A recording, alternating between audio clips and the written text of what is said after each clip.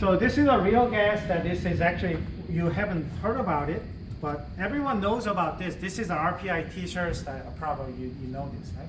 So it's an RPI, PV called nRT. That's the ideal gas problem. Ideal gas law. And ideal means ideal. It's not real. So real gas has its own deviation from the ideal gas.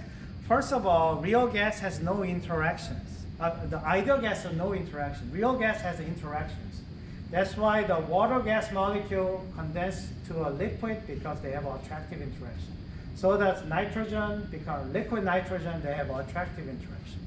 But you are assuming that there's no interaction between molecule and so on. And second one is, this one also assumes that the gas molecule do not have any physical volume. Doesn't make sense, but compared to the usual volume that we measure, it is actually very small.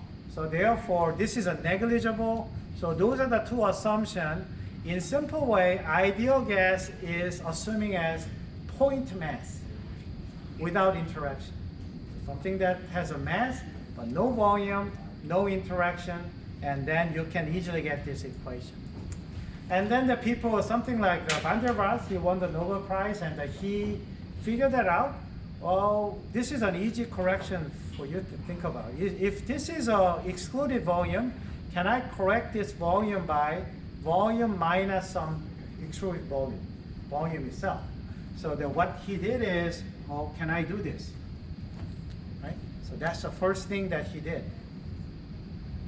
So then at least I have corrected some volume per mole and the number of moles there. So this is actually volume occupied by the gas, and he can solve that. So that's the first step, and this is his face.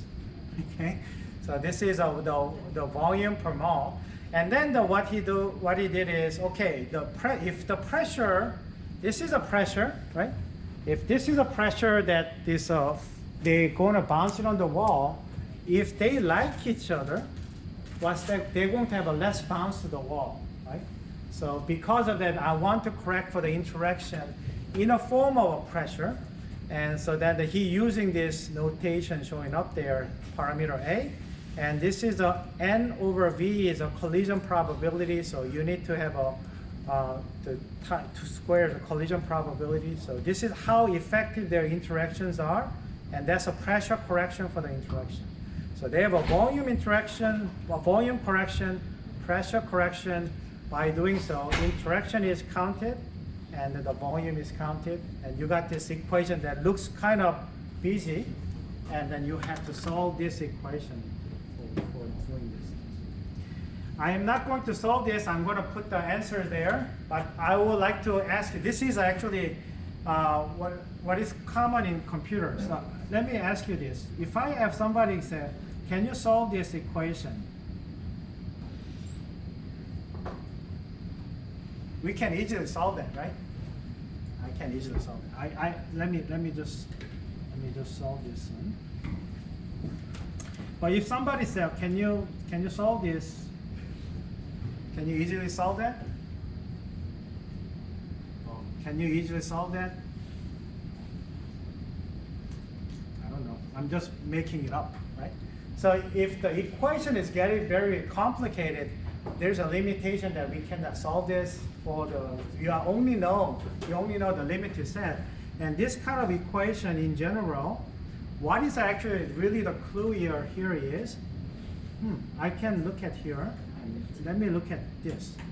So I'm going to look at one side to be x, the rest of them is everything else. This is what I'm going to do. So I'm going to rearrange this one to x equal function of an x. So this is a rearrange this. Can you see that? Right? You guys can do. And then I am going to even what computer science, the computer programmer do. This is an equation means you calculate it, whatever the function of an x, and that should be an x. And I plug that in. I'm going back and forth. You can do that. This is what is called, anyone heard about iteration? Iteration. This is you calculate the numbers, and you calculate x. You plug that x back. you calculate fx, that should be an x. Going back, you're going back and forth. It's an iteration that is a computer program. It's so easy. Okay, you calculate that, and you essentially make sure that this value on the right hand side and value on the right hand side, left hand side is the same. And you got the x value is an answer. It's just a numerical calculation. And this is called the iteration. And so that's what I explained it to you, and this is a bit easier to be done in the computers. Okay, but this is outside of my scope.